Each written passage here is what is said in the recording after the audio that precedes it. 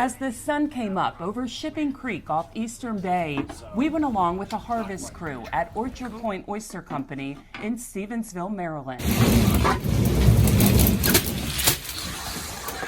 There's plenty of shell here to supply this growing company, which now sells to about 15 states. But Scott Budden, a partner in the company, wants to address the problem of shell supply across the industry by producing a man-made oyster shell. The larger industry and restoration side of things at large, they're the ones who really have a lot of shell requirements and input needs, and that's where we think we can help out with that. He is one recipient of a grant through the Chesapeake Oyster Alliance together with Chesapeake Bay Trust.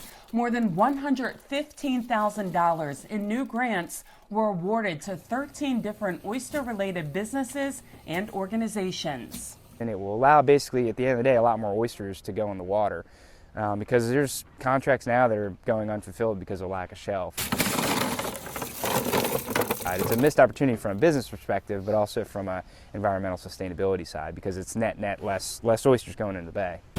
Orchard Point Oysters also received a grant from Maryland Industrial Partnerships. Budden will be working with Hugh Bruck at the University of Maryland, James Clark School of Engineering, to manufacture an oyster shell that mimics the natural world. How are you going to keep what should not be in the bay out of the bay as you go through this creation? So there's obviously going to be a permitting perspective or a permitting side of this.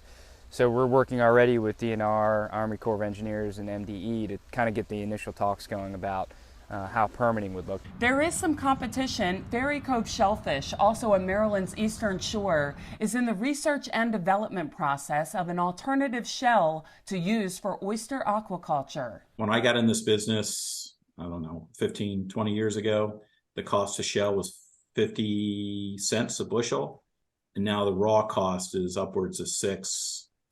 It's got to be a cost-effective manufacturing process, because if it's $10 a bushel, then you're not really solving the problem. Stefan Abel can't spill all the details of what's in the shell, but he's working with researcher Scott Hunsaker at the University of Maryland Center for Environmental Science, who sent us some pictures of what they've made so far.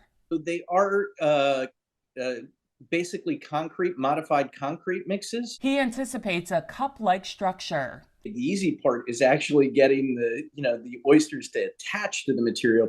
The hard part is coming up with the mix and the design and the manufacturing method that will actually do it to meet the economics that you're trying to achieve. Abel says it's all about creating something cost-effective. We're just kind of formulating a mix that will work, that will not only stand up to the pressures of setting and do well there, but then also the whole harvesting process. Both companies expect to have a product to show later this year.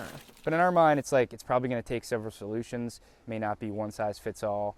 There might be different price points. Competitiveness might actually spur more innovation, or cost effectiveness. For Chesapeake Bay Media's Bay Bulletin, I'm Cheryl Costello.